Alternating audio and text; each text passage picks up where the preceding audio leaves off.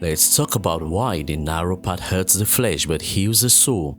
Welcome back to episode 5 of the Renewed Mind series, where we unmask the lies that keep believers carnal and expose the road that leads to true life in Christ. Today we tackle one of the most resisted truths of the Christian faith, the narrow way, why it bruises the ego, restricts the flesh, and feels painful to work, but is the only path that truly heals the soul. In Matthew chapter 7 verse 13 to 14 we read, "Enter ye at the straight gate, for wide is the gate and broad is the way that leadeth to destruction, and many there be which go in thereat. Because straight is the gate and narrow is the way which leadeth unto life, and few there be that find it."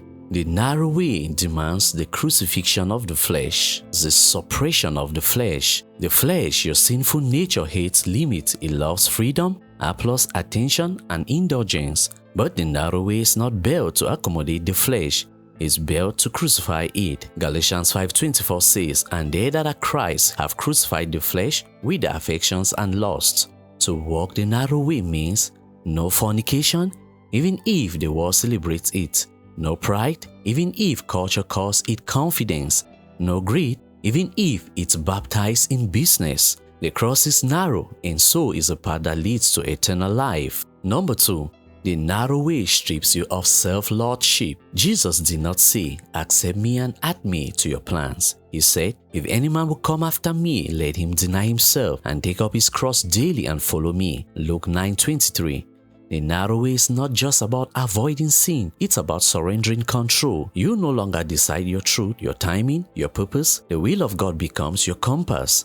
This offends the modern mindset that thrives on me first, do you, and be your own God. But the renewed mind understands that freedom begins with surrender. Number 3, the narrow way burns off worldly attachments. To walk this path, you must lose things others hold dear. Worldly friends who love sin, relationships that pull you into compromise, platforms that reward compromise, comfort zones that silence truth.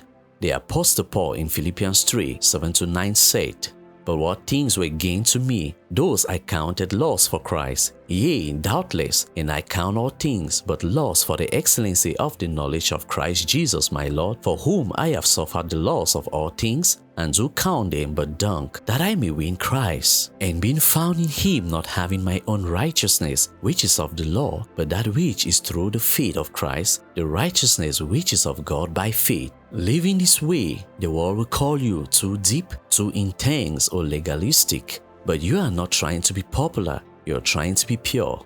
Number 4, the narrow way breaks you to heal you. God allows the narrow way to cut, crush, and humble you, not to destroy, but to purify. He breaks the prideful heart so he can dwell in it. In Psalms 51:17 we read, "The sacrifices of God are a broken spirit, a broken and a contrite heart, O God, thou wilt not despise." Many avoid the narrow way because it's painful, but they remain unhealed, bound, and dry. The soul cannot be restored without repentance and brokenness. The wide road may protect your ego, but it will pervert your soul. Number 5, Matthew 7:14 says, "Because straight is the gate and narrow is the way which leadeth unto life, and few there be that find it." Only the narrow way leads to peace with God. You can see that in Romans 5:1. Freedom from sin's dominion. You can see that in Romans 6:14. Fellowship with the Holy Spirit. You can see that in 2 Corinthians 13:14. Victory over the world. You can see that in 1 John 5:4. It doesn't always feel good, but it leads to what is truly good. And though few find it, those who do will say like David, "Thou wilt show me the path of life. In thy presence is fullness of joy. At the right hand there are pleasures forevermore." Psalm 16:11. Beloved, if it feels easy to the flesh, it's likely not the narrow way. We must not be deceived by comfort-driven Christianity. If your walk with Christ never confronts you, never cuts your pride, never calls you to surrender something, you may not be on the narrow way at all. Jesus never promised ease. He promised life. "Ye shall be hated of all men for my name's sake, but he that endureth to the end shall be saved." Matthew 10:22. In conclusion, embrace the divine wounding that heals. It is called the narrow path. This wounding is not a physical wound, but the taking away of your pride, your ego, and the things that distract you from the path of life. The narrow way wants your ego to heal you for eternity. It strips you of the temporal to clothe you with the eternal. It may feel like lonely, but no, you're walking it with Christ himself. Jesus said unto him, I am the way, the truth, and the life. No man cometh unto the Father but by me. The broad road lets you keep everything except your soul. The narrow road makes you lose almost everything. Everything that distracts you from the path of life, but you gain eternal life. This is your assignment for today.